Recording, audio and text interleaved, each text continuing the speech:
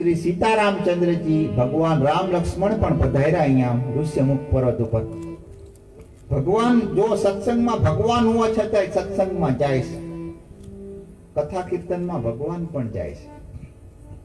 भगवान पोताना जीवन चरित्र में कथा भगवान ना जीवन नो रोज भाग छे अने એટલા માટે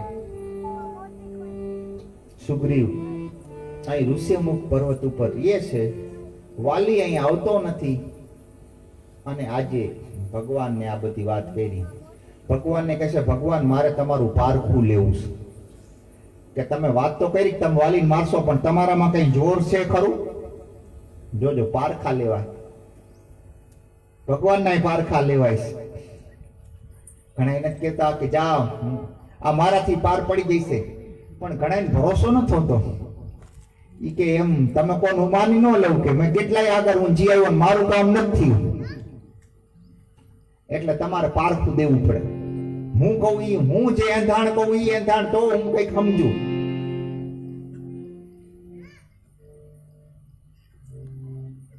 ભગવાન ને કહે ભગવાન પારખું આપો કે તમારું તમે કયો કે તમે વાલી માર નાખશો અને હું એમ માની લઉં એવું નથી, કારણ કે વાલીમાં તમારું અડધું બળ આવતું રે। ભગવાન તમે વાલી મારવા જાઓ ને તમારું અડધું બળ વાલીમાં આવી જાય તો તમે વાલી ન પહોંચી શકો। અને એટલા માટે ત્યાં દુંદભીનો હાડ પિંજર પડ્યું હતું જેને વાલીએ માર્યો હતો પાડાના સ્વરૂપમાં। ઈ હાડ પિંજરને સુગ્રીવ કહે છે ભગવાન આને જો તમે ઠેબુ મારો અને આને જો તમે હલાવી શકો તો મને લાગે કે આ તમારામાં એવું જોર છે કે તમે વાલીની બરાબરી કરી શકો। ભગવાન કહે હદ કરી આને તમે જોજો જીવનું આવું જ છે ને ભગવાન ઉપર ભરોસો નથી। ભગવાન ઉપર ભરોસો નથી એટલે કેવા ભગવાન? ભગવાન માતાજી બધું ને ખૂબ માને તેથી ખૂબ માને, ન માને તેથી એમ કેવા કે જો તું સાચી હોય ને તો હવે તો સાચી જ હોય ને, તું મારું આ કામ કર તો જ।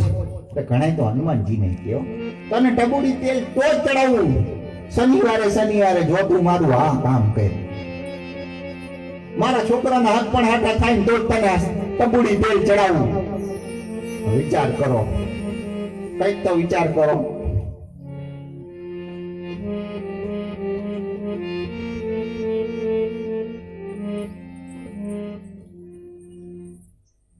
માટે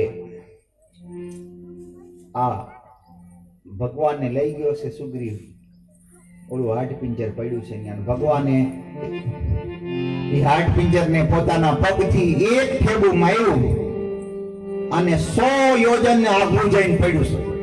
જ્યાં સુગ્રીવે આ જોયું કે આ હા હા હા ભગવાનમાં તો ઘણું જોર છે, હવે વાંધો નહીં કે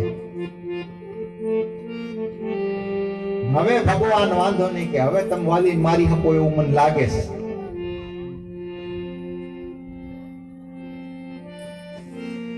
સુગ્રીવ ને ભગવાને કીધું સુગ્રીવ તો પછી જે કામ કરવું છે એમાં મોડું કરીને ફાયદો શું?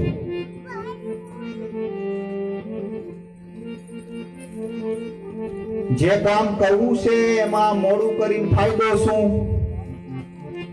માટે સુગ્રીવ તું અત્યારે જા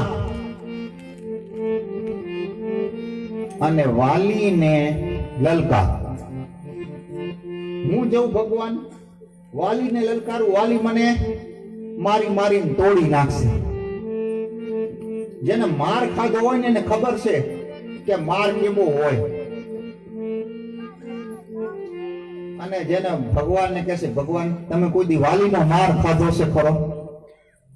ઈ તો વાલીનો માર ખાધો હોય ને એને ખબર હોય કે વાલી કેમ મારે।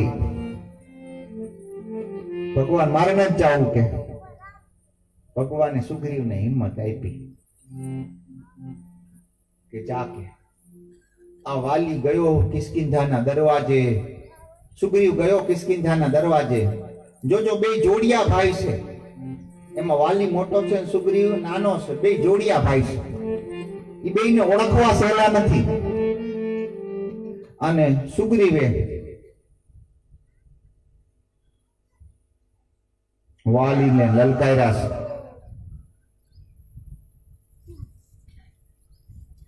વાલીને લલકારે છે, વાલી, ઓ વાલી કે બહાર નીકળ કે હું તારી સાથે યુદ્ધ કરવા આવ્યો છું.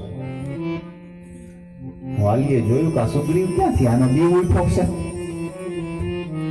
વાલીને મગજમાં ફિટ ન થાય કે આવે નહીં કે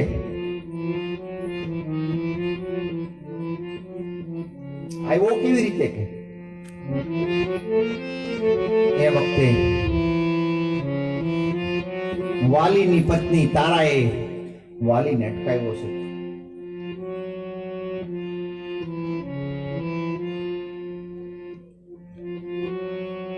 અત્યારે ન જવાય કે ચોઘડિયું સારું નથી કે ચોઘડિયું શું નથી સારું નથી. વાલીનો મગજ ગયો, અરે ચોઘડિયાની તો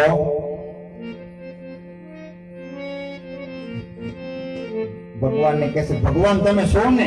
ભગવાન કે હા હા હું શું કે તમે કહેતા હોય તો ભગવાનને વળી કહેશે, જેન મિત્ર દુઃખ હોય દુખારી. શ્રી રામ જય રામ જય જય રામ. વિનહે વિલોકત પાપક ભારી. શ્રી રામ જય રામ જય જય રામ. વિનહે વિલોકત પાપક ભારી. શ્રી રામ જય રામ જય જય રામ. પતંગી વારી સુખદ લાવા. શ્રી રામ જય રામ જય જય રામ. ના પ્રગટે અવગુણ દુરાવા. શ્રી રામ જય રામ જય જય રામ. કહે છે કે જે મિત્રના દુખી દુખી ન થતો હોય ને એને તો જોવામાં પણ પાપ છે. મિત્રતા કોઈ હારે કરી હોય તો એના દુખે દુખી થવું પડે, એના સુખે સુખી થવું પડે. પણ અત્યારની મિત્રતાઓ એવી નથી. અત્યારની મિત્રતા તો કેવી છે? સ્વાર્થની મિત્રતા છે.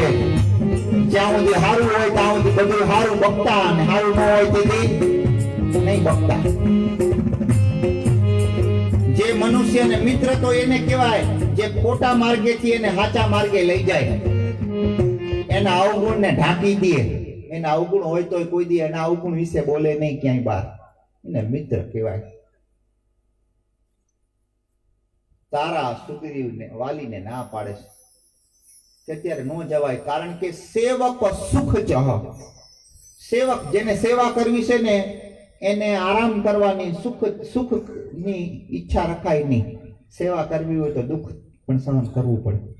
જોજો જે લોકો સેવા કરે છે, ગામની સેવા કરે, નાયતની સેવા કરે, સમાજની સેવા કરે, એને જોજો કંઈક ને કંઈક મેણા ટોણા પબ્લિક મારતી જ હોય. કઈ છેલ્લે કઈ ન હોય કે તમે આટલા કઈ ગયા, એને કાવડિયું ન દીધું હોય તોય હો. માટે સેવકને સુખ ક્યાંથી? સેવક સુખ ચહ માન ભિખારી.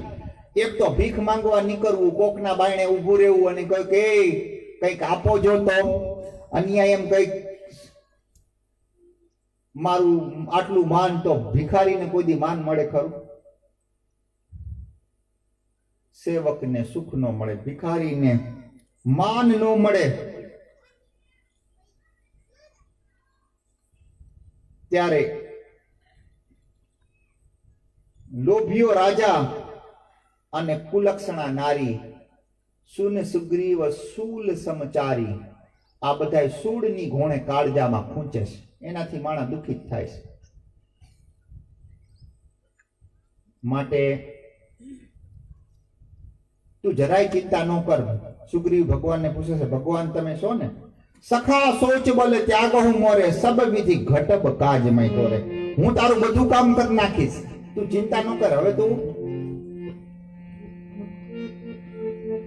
તારા વાલીને ના પાડશે કે મહારાજ, એવું મેં સાંભળ્યું છે કે દશરથ નંદન ભગવાન શ્રી રામચંદ્રજી મહારાજ ઋષ્યમુખ પર્વત ઉપર આવ્યા છે, એને સુગ્રીવ સાથે મિત્રતા કરી છે અને એની મિત્રતાના જોરે આ સુગ્રીવ તમારી સાથે લડવા આવ્યો છે. એ સાક્ષાત નારાયણનો અવતાર છે અને એ ભગવાન એની પડખે હોય તો એ વાલી ને કહેશે કે અત્યારે સુગ્રીવ સામે યુદ્ધ કરવા ન જવાય. પણ વાલી હતો અભિમાની, એ કહેશે કે ના, યુદ્ધ કરવા તો જવું જ પડે. ભગવાન હોય તો કઈ વાંધો નહીં, ભગવાનના હાથે સદગતિ મળશે. પણ ભગવાને આવશે તો મારી સામેથી યુદ્ધ કરવાને, ભગવાનનું અડધું જોરે મારામાં આવતું રહેશે. ભગવાને સામેથી જ આવશે ને યુદ્ધ કરવા હાટું. પણ ભગવાન હવે આ વાલી અને સુગ્રીવ વચ્ચે ભયંકર ગદા યુદ્ધ થયું અને એજ યુઝ્યુઅલ સુગ્રીવને હારી પટનો મેથી પાક મળ્યો. સુગ્રીવને ને ધોકાવી નાખ્યો વાલીએ, અને આમ ઢળ્યાતો ઉઠતો પડતો, અને હારી પેટનો જેને ધમાયો હોય પછી એની દશા કેવી હોય.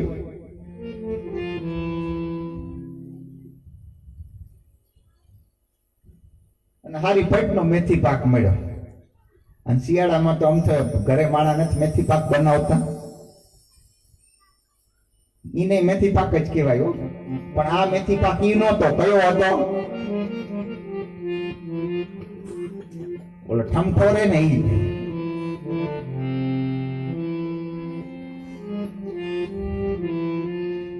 ભગવાન ને સુગ્રીવ કહે છે, ભગવાન મને ખબર નથી તમને તમાશો જોવાનો શોખ હશે.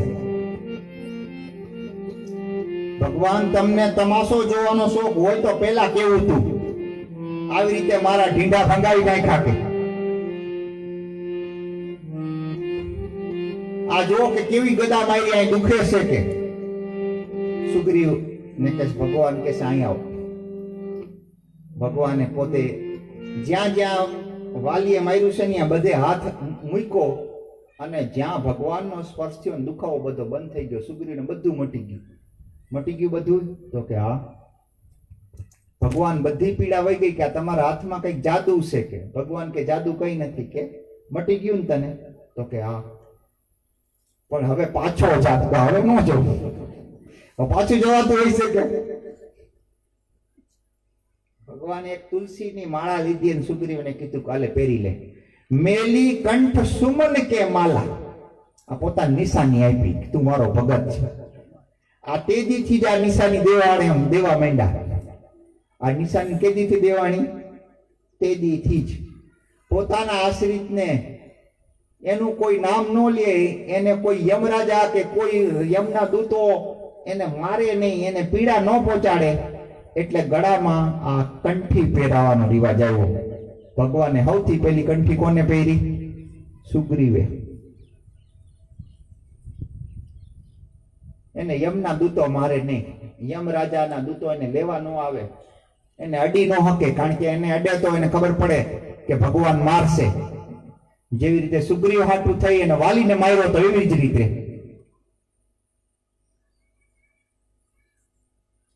એટલે કંઠ્યું બંઠ્યું પહેરવી હો, હાવ નુગરા ન રહેવું. કારણ કે શાસ્ત્રોમાં પણ કહે છે કે નુગરાથી નવો મળીએ ભલે પાપી મળે 1000, અને એક નુગરાની માથે લાખ પાપીન કો ભાર. અને એટલા માટે ભગવાનના આશ્રિત રહેવું, કંઠ્યું પહેરવી, એમાં કઈ વાંધો નથી. સુગ્રીવ ને બધી પીડા મટી ગઈ છે અને હવે સુગ્રીવ કહેશે ભગવાન હું જઈશ તો નહીં. ભગવાન કહેશે ભાઈ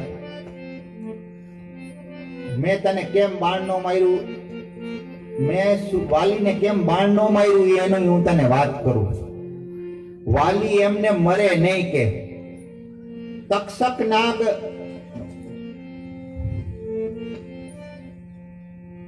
એકવાર વાલી ને ઇન્દ્ર રાજાએ 7 અમર ફળ આપ્યા અને વાલીને કીધું કે વાલી આ 7 અમર ફળ તું ખાઈ જઈશ તો તું અમર થઈ જઈશ. વાલી સંધ્યાના નિયમનો બહુ પાકો હતો. સંધ્યા ટાણું થયું એટલે વાલીને એમ થયું પહેલા સંધ્યા કરી લઉં અને પછી હું ફળ ખાઈ જઈશ. જોજો ખાવા પીવાની બાબતમાં કોઈ દી કામ પડતા મૂકીને શું કરી લેવું? કઈઠા કઈ ગયા છે કામ પડતા મૂકીને ખાઈ લેવું. ખાવા પીવાની બાબતમાં પછી ન હોય અને બહુ આગ્રહ કરતા હોય ના ના હું સૌથી છેલ્લે જમીશ પછી છેલ્લે ખૂટી જાય તો ઘણા એવું થયું છે. એક વાત મારે જ એવું થયું હતું ક્યાંક જમવા ગયો હતો અને ઘરધણીએ કહી દીધું ભાઈ ખાવાનું ખૂટી ગયું છે હવે બીજા લગ્નમાં આવજો. હવે એની એક લગ્નમાં ગયા બીજામાં જવાય?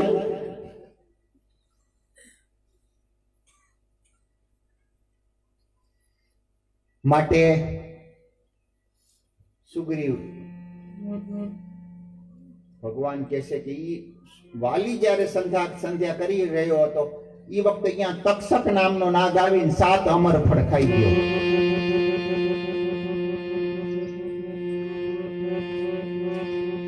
અને તક્ષકે 7 અમર ફળ ખાધા. ઇન્દ્ર રાજાને આ ખબર પડી ગઈ છે કે વાલીએ ઇન્દ્રને ફરિયાદ કરી કે મારા 7 ફળ જે મારે ખાવાના હતા એ તક્ષક નામનો નાગ ખાઈ ગયો છે મહારાજ. તો કે હવે શું કરશું? એ વખતે ઇન્દ્ર રાજાએ એમ કીધું કે તક્ષકના શરીર ઉપર 7 તાડના ઝાડ ઉગશે અને જે એક બાણથી 7 તાડના ઝાડને કાપી નાખે વીંધી નાખે એના હાથે વાલીનું મૃત્યુ થાય. હવે નાગ વાંકો ચૂકો હોય, નાગ કઈ સીધો ન હોય.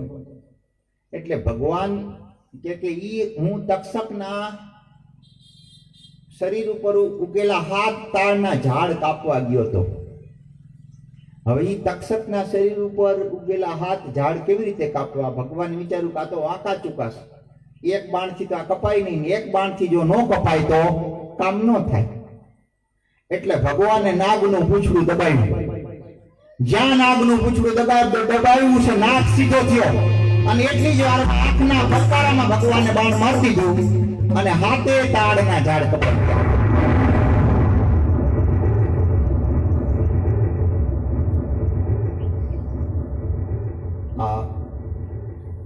તક્ષકના માથેથી તો ભાર ઉતરી ગયો. માથે કેટલો ભાર હોય ને એ ઉતરી ગયો કે હાશ ભગવાન કે કેદુનો કે બંધાયેલો હતો કે અહીંથી ક્યાંય ડગી નહોતો હકતો કે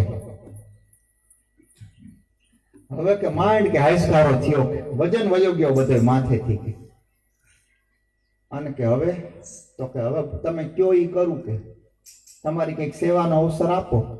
ભગવાન કહે છે કે વાલી પોતાના ગળામાં એક માળા પહેરે છે અને ઈ માળાના હિસાબે સામેવાળા જે બી વાલીને મારવા આવે છે કે એનું અડધું બળ વાલીમાં આવતું રહેશે.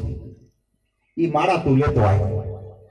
આ તક્ષક મનની ગતિથી વાલીના પથારીમાં પ્રગટ થયો અને વાલીના ઓશિકા નીચે પડેલી માળા ઉપાડી લીધી અને લઈને પ્રભુને આપી દીધી. ભગવાન શ્રી રામચંદ્રજીનું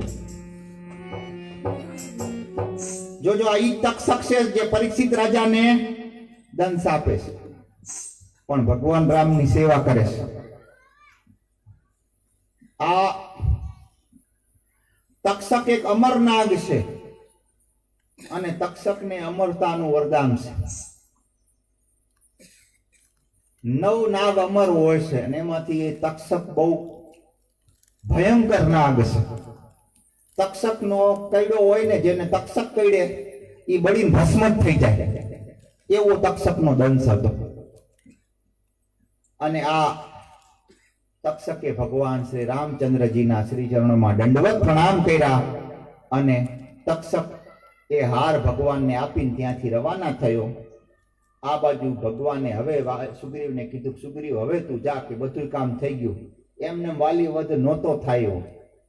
ભગવાન હવે તો કઈ ગડબડ નહીં થાય ને કે આ સુગ્રીવ ફરીને હિંમત કરી અને વાલીને લલકારે છે. હવે તારા ના પાડે છે કે મહારાજ એકવાર સુગ્રીવ આવ્યો અને બીજી વાર પણ સુગ્રીવ આવ્યો તો પ્રભુ આપ હવે ન જાઓ કે શત્રુ બાયણે ઉભો છે અને સુગ્રીવ આજ મરવાનો થયો છે. આજ કે સુગ્રીવ બીજી વાર આવ્યો કે એકવાર મેં એને ભય સમજીને જીવતો જવા દીધો અને બીજી વાર આવ્યો છે તો આજે હું સુગ્રીવને મારી આવીશ. અને વાલી અને સુગ્રીવ વચ્ચે ભયંકર યુદ્ધ થયું.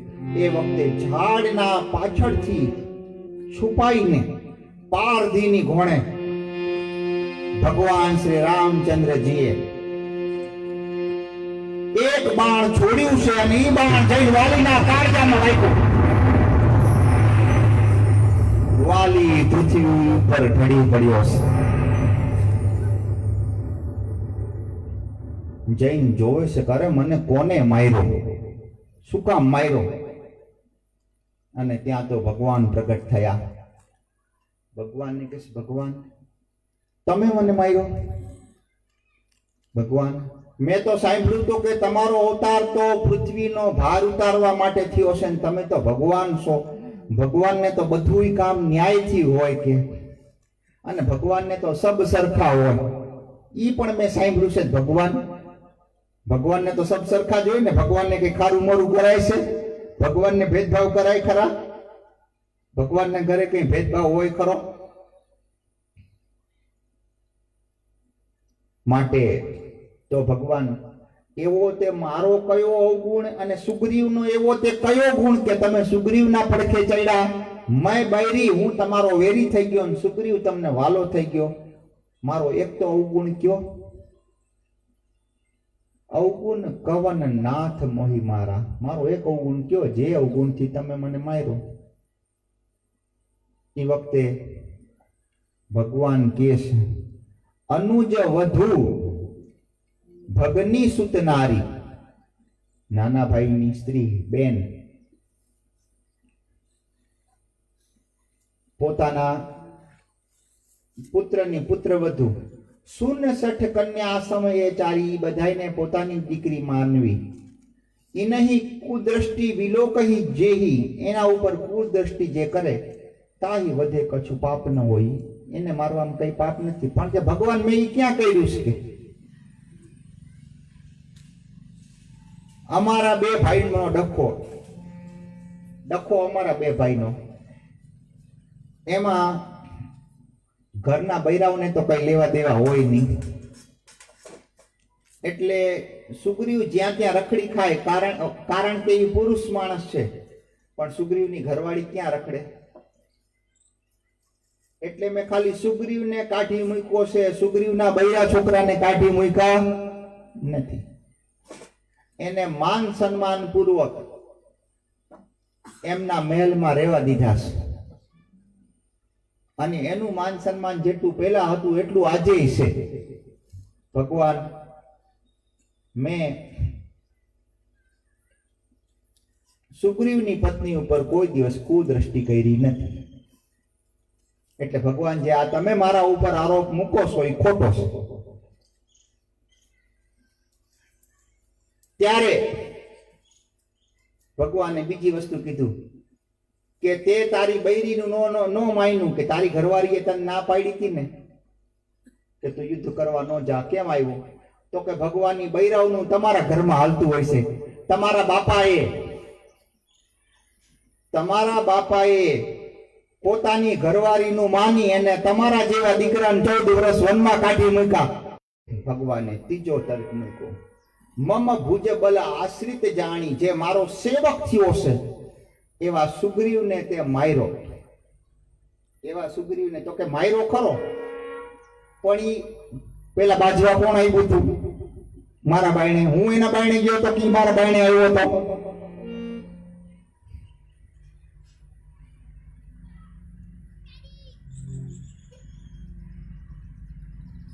ભગવાને જોયું કે વાલી આમાં નિર્દોષ છે. સુગ્રીવે ભગવાનને ગેરમાર્ગે દોર્યા. વાલી આમાં નિર્દોષ નીકળ્યો છે અને એટલા માટે ભગવાને વાલીને કીધું કે વાલી, જો તારી ઈચ્છા હોય તો હું તને જીવડાવી દઉં. ભલે મારું બાણ વાગ્યું હોય, રામનું બાણ ખાલી ન જાય, પણ જો તારી ઈચ્છા હોય તો હું તને એવું વરદાન આપું કે તારું મૃત્યુ ન થાય. વાલી કહેશે કે ના પ્રભુ, પછી એક દી આજ નહીં તો કાલ ગમે તે દી મરવું તો પડશે જ. હાવ મૃત્યુ ન થાય એવું તો કોઈ તમે વરદાન દેવાના નથી. અત્યારે મૃત્યુ ન થાય તો 100 વર્ષ પછી, 50 વર્ષ પછી કોક દી તો મૃત્યુ થશે જ. પણ તેથી આવો સંજોગ નહીં હોય, તમે સામે ઊભા હોય, તમે સામે ઊભા હોય એવો સંજોગ તેદી ન હોય ભગવાન કે. અને એટલા માટે જન્મ જન્મ મુનિ જતન કરાઈ, ઋષિ મુનિઓ પણ જન્મો જન્મથી જે જતન કરે છે એને અંત રામ કहीं આવત નહીં. છેલ્લે રામ સામે નથી ઊભા હોતા. તો ભગવાન અત્યારે છેલ્લી ઘડીએ તમે સામે ઊભા છો તો ભગવાન, મારે અત્યારથી શ્રેષ્ઠ બીજું કોઈ મરવાનું ટાણું નથી. માટે ભગવાન એક જ વસ્તુ છે કે સુગ્રીવ, કાલ હું મરી જઉં એટલે સુગ્રીવ રાજા થાય અને પછી મારા છોકરા હારે સુગ્રીવ અન્યાય કરે, એટલે હું મારા છોકરાને અંગદને તમારા ખોળે મૂકું છું કે કાલ સવારે અંગદને કોઈ અન્યાય ન થવો જોઈએ. ભગવાને એ વખતે કીધું કે હું અંગદને કિષ્કિંધાનો યુવરાજ ઘોષિત કરું છું, એટલે સુગ્રીવ પછીનો આગલો રાજા. અત્યારે સુગ્રીવ રાજા થાય અને અંગદ મોટા થઈ જાય અને સુગ્રીવ ગઈઢા થઈ જાય એટલે અંગદ રાજા થાય. અને આમ ભગવાન કહે છે કે હે વાલી, બીજી પણ કઈ તારી ઈચ્છા હોય તો બોલી જા. એ વખતે વાલી કહે છે ભગવાન, બીજી એક જ ઈચ્છા છે કે મનમાં અસંતોષ રહી ગયો કે મારો કઈ વાંક નહોતો ને તમે મને માર્યો. ભગવાન કહે છે જા વાલી, આનું પણ તને વળતર હું આગલા અવતારમાં ચૂકવી દઈશ. આ વાલી જે છે એ જરા નામનો પારધી થાય છે. ભગવાન શ્રી રામચંદ્રજી કૃષ્ણ થાય છે અને કૃષ્ણ અવતારમાં એ ભાલકા નામના તીર્થમાં સોમનાથ અને વેરાવળની વચ્ચે ભગવાન શ્રી કૃષ્ણ પારસ પીપળાના ઝાડ નીચે બેઠા હોય છે અને જરા નામના પારધીએ ભગવાનને બાણ માર્યું છે. આ ભગવાનને વળતર પણ ચૂક્યું છે. ભગવાન કહે છે કે કર્મનો સિદ્ધાંત મેં જ બનાવ્યો છે એટલે એનું પાલન પણ હું જ કરું છું. સમય છે આજની કથાના પ્રસંગને વિરામ આપી દેવાનો. આવતીકાલે કથામાં કિષ્કિંધા કાંડ પૂરો થાય, હનુમાનજીના બાલ ચરિત્રની કથા કહેવાય અને સુંદરકાંડનો પ્રારંભ થાય. સુંદરકાંડની કથા એવું આવતીકાલમાં કહેવામાં આવશે. અત્યારે આપણે 2 મિનિટ પ્રભુનું નામ સંકીર્તન કરી લઈએ, પછી આરતી થઈ જાય, પછી સૌએ પોતપોતાના સ્વસ્થાને જવાનું છે અને આવતીકાલે સવારે 9 વાગે કથાનો પુનઃ પ્રારંભ થાય ત્યારે આપ સૌ કથા મંડપની શોભા વધારવા અવશ્ય પધારશો એવી આપ સૌને નમ્ર પ્રાર્થના છે. 2 મિનિટ આપણે ભગવાનનું નામ લઈ લઈએ.